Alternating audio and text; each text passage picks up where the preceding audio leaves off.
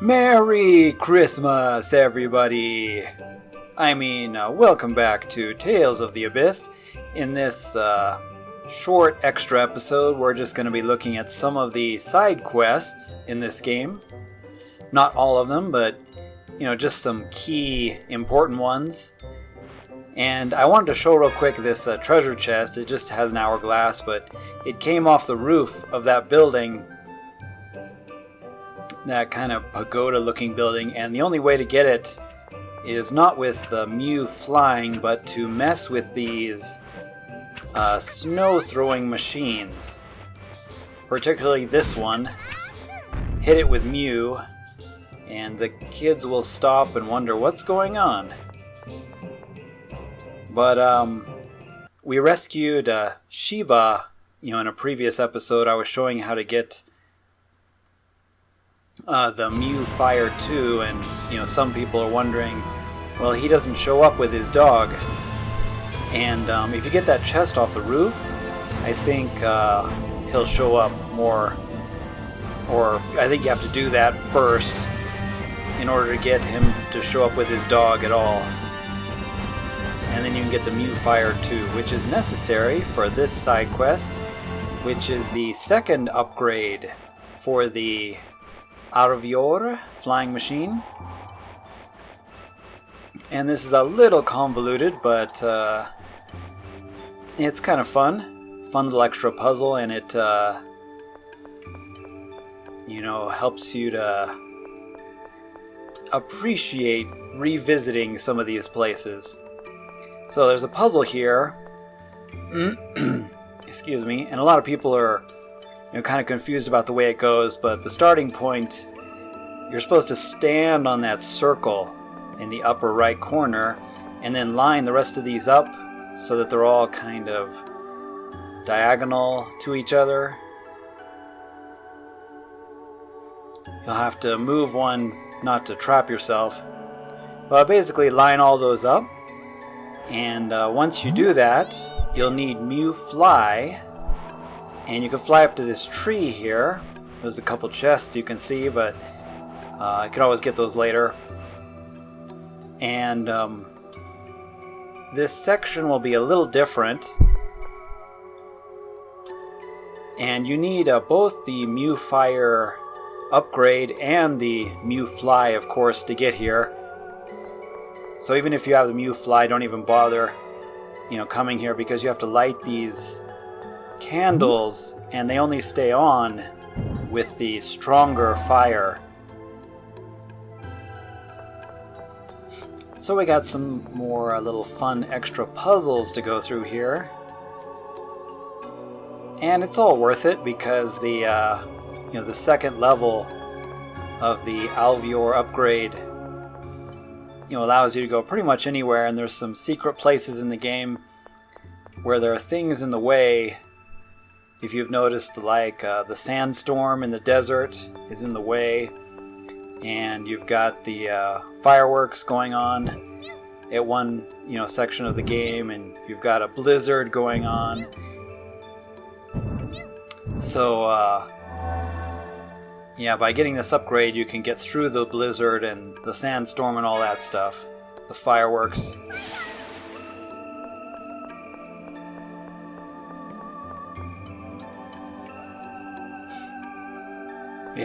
Both of these have to be lit simultaneously, so the puzzle's getting more and more complex. And of course, without Mew Fire 2, it doesn't work. It just doesn't fly far enough. So I gotta get lined up here. Use the L and R, as I've said before, the easiest way to kind of angle your character. And bounce the flame, and there we go. So kind of a fun little extra puzzle section.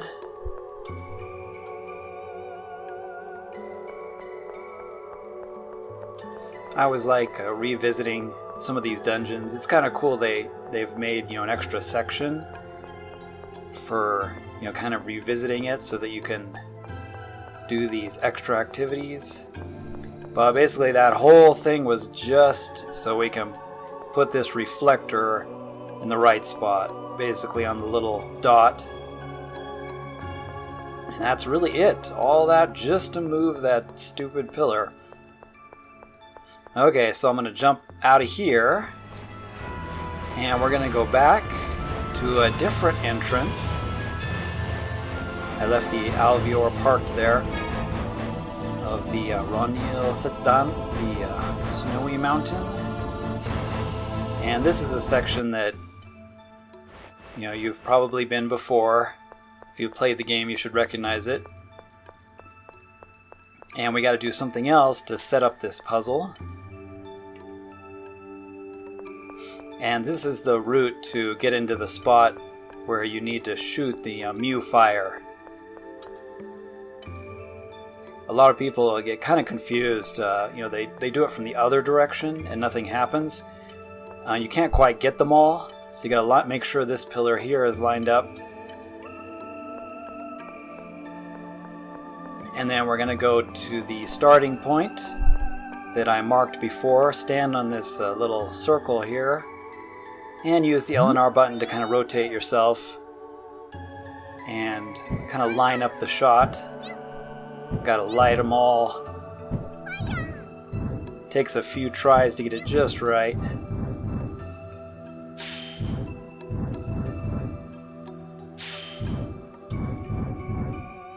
But it's satisfying when you're finished, and after all that work, you opened a door. I will go down in history as the man who opened a door. So then we have to go all the way around, pull them out of their way, and then you can go through this door. And basically, all this does is lead you outside to a section of the mountains that you can't usually go to because there's a blizzard. And you gotta look for a search point. One of those glowing,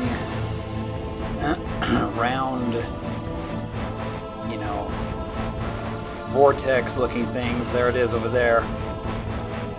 I'm kind of amused. There's these Tales of Symphonia slimes that chase you around in this area. They're kind of a rare, unique enemy that's only in this section of the game. But I'm just going to avoid them to speed things up. And here you can still see it in the distance there. Just kind of look for the spot where you can go up and work your way over to this search point. It's kind of hard to see, there's a lot of snow falling down, so a little difficult to see here, but just search here at this search point and just one thing to find. You'll get a notice about the Alvior being upgraded, and that's it. And now we can pretty much go anywhere the game has to offer. And of course, one of those places is Namco Island. Not sure why it was translated differently in the English release, but it's here, on the continent where Sheridan is. So kind of south of Dart and Dart Port. But it's just Namco Island. I don't know, in the English version they tried to be clever and they called it Nam and then Kobana Island to mix Namco and Bandai together or something like that. But it's a pretty stupid name. It's just Namco Island, that's all it is. And the only way to get in here is with the upgraded Alvior. And once it's upgraded, you get this bar on the right. And you gotta kind of get a run at it. Once the bar is maxed out, your ship has kind of super speed and you can run across these interfering things. I obviously did not have a good enough run there. Kind of line it up with the cave, make it a little bit easier, and then back up as far as you dare, and then just accelerate forward, and it should be far enough. And the bar should fill by the time you get there, and the Alvior will be glowing, and you can just go right across. And that's how you get into all the areas in the game that there's kind of a storm or weather interfering. And here we are! Namco Island. The usual Tales fun land. The elevator's not working, so we have to take the ladder, as always. But I kind of like this version of Namco Island. You know, every Tales game has the secret kind of Namco joke, you know, village or town with a bunch of bonus stuff that you can do. But I like the way that this one is laid out. It's really quite interesting and clever. I'll show the elevator later. It'll be activated later. But for now, these doors are locked.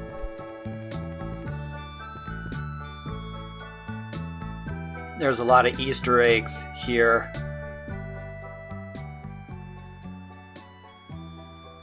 But if you step out, it looks kind of like one of these wooden, you know, what do you call them? Display things that you would see like at a fall festival at a elementary school or something. I don't know. You got all the fake backgrounds, and then you got, you know, wires holding stuff up.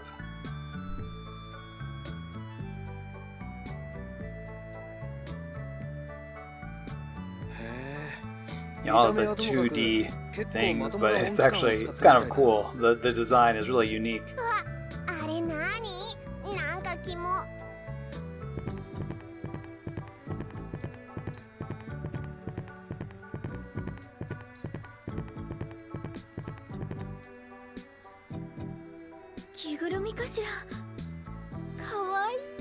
Of course, Tyr thinks it's kawaii. And Ane says Tokunaga is better. I agree. Tokunaga's awesome. So anyway, there'll be a conversation here with the Shikoku no Tsubasa.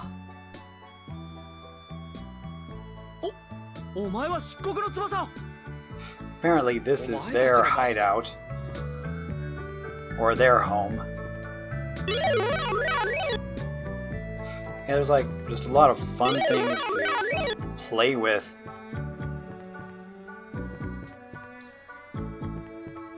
A lot of little Namco jokes and, you know, things from other Namco games.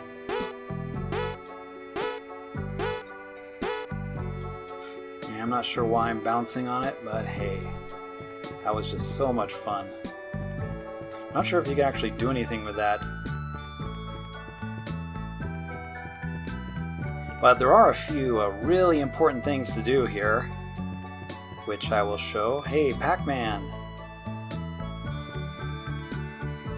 So cool, just sort of wooden plaques, you know, of them, and then they change into the blue ones and run away.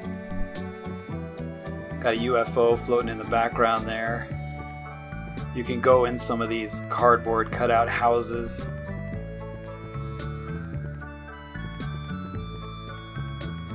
I don't know, it's really neat.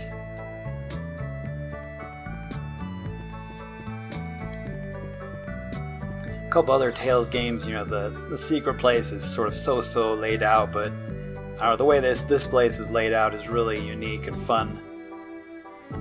This room is just full of Easter eggs. There's that little drum from Namco's drum beating game, Taiko Drum Mania, which I think was the English name of that game. I don't know.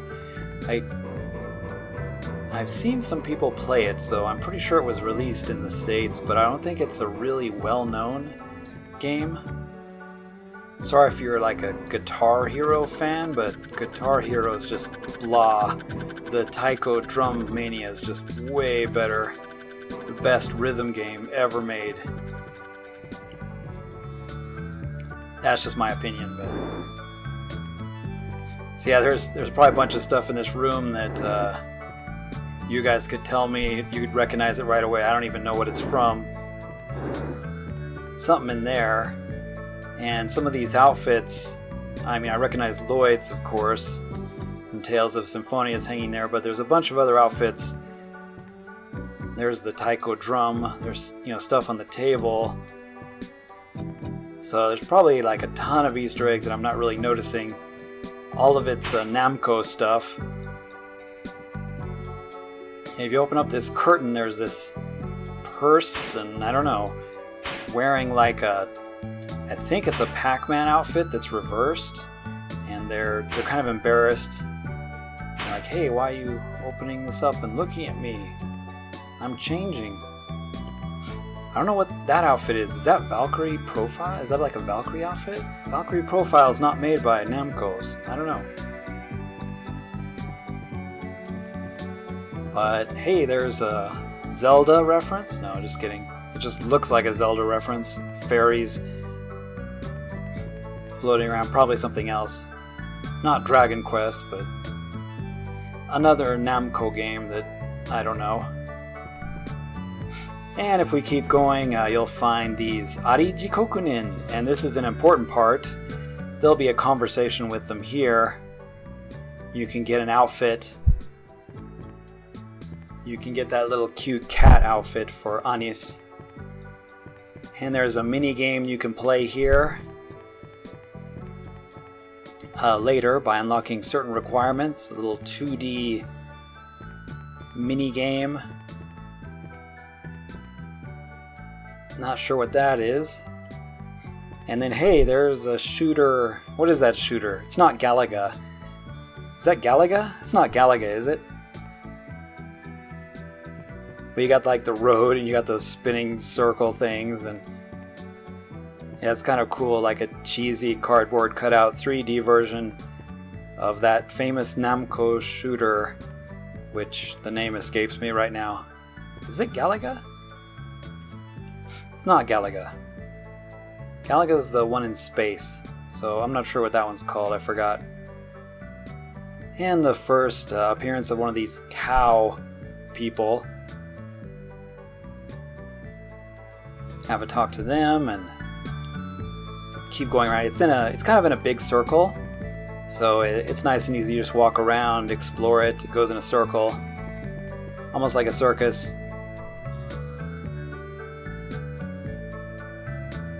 And we are back to the beginning, so I did a full circle there. Yeah, you want to make sure to talk to this guy. There'll be another scene, and he will give Anis a doll for Tokunaga.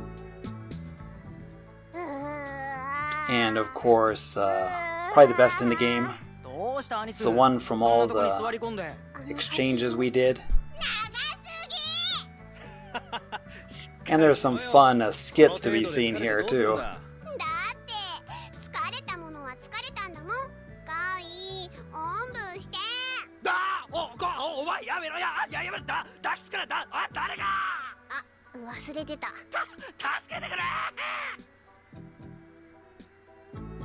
I love it. Just love how the skit, boxes are animated and everything. Once you're done having your fun here in Namco Island, you go to that control room and the elevator can be accessed and get a shortcut down. Although this elevator is pretty boring going down. If you go down, you don't quite get the joke. So I'm going to go back up.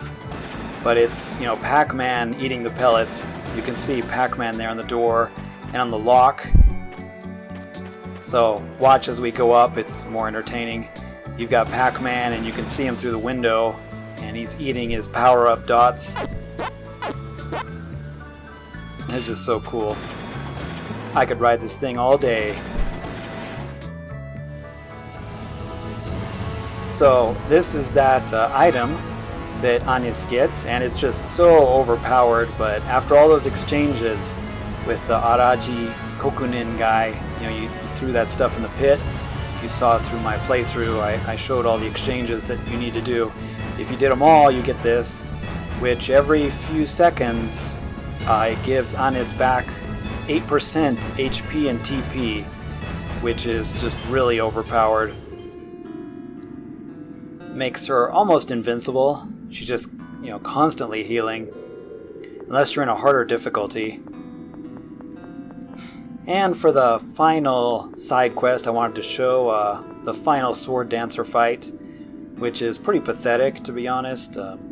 He's not very difficult compared to some of the other Tales games, but just have to go back to Ferris Island, and he's stuck here in the ground, and talk to him and say you're ready to face him if you are ready.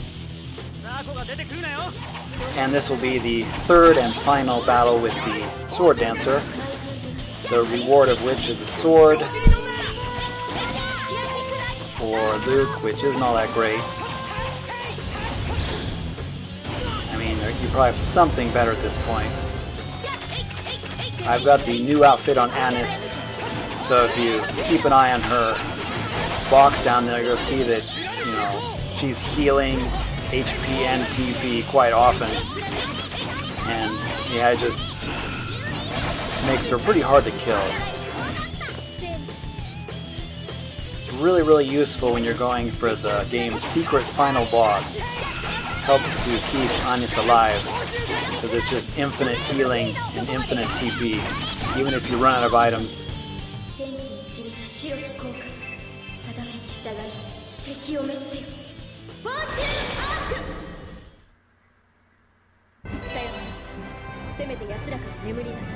And a well-timed fortune arc will pretty much end the sword dancer because he is weak to light skills, and yeah, that fight's pretty easy compared to, you know, some other games where the sword dancer is quite the deadly opponent.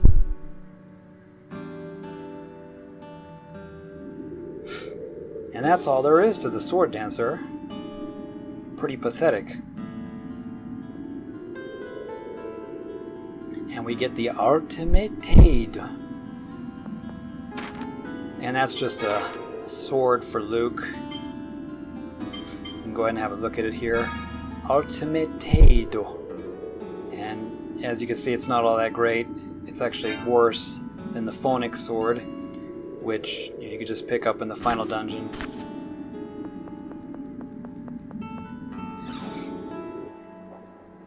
But yeah, this is the section of, you know, Ferris Island. If you remember, it'll be floating in the ocean. Just come back here to the spot where we had the chat with Arietta.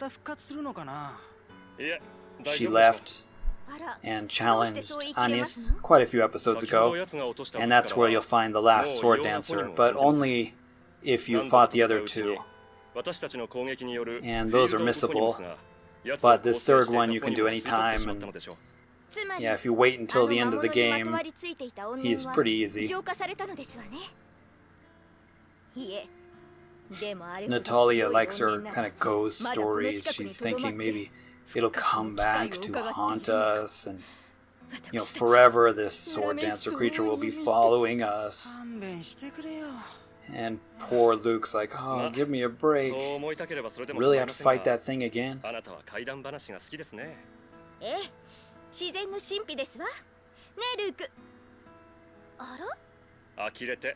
Luke's gone. He was taking her story a little too seriously. So yeah, in this video I just wanted to show a few of the extra side quests that are worth doing. This game has a ton of side quests, but these are the ones that are, you know, mostly worth doing, and so I just wanted to show those off. Also, you know, a lot of people don't even come back to this place, this room, after you have the cutscene, and it, you know, kicks you out and the story continues. You can actually come back to this room, and there's a ladder here. And a lot of people miss this. You can climb up here and there's some items. Not a real big deal, but, you know, hey, just some extra stuff while we're here. So yeah, I hope you guys enjoy doing some of these side quests. And I hope you enjoyed watching this video. We'll see you in the next one. We'll probably do a few extra videos with some extra stuff like the arena and the game's secret boss and the secret dungeon. So look forward to those videos. They're coming soon. Thanks for watching, everybody, and we'll see you in the next one. じゃあまたね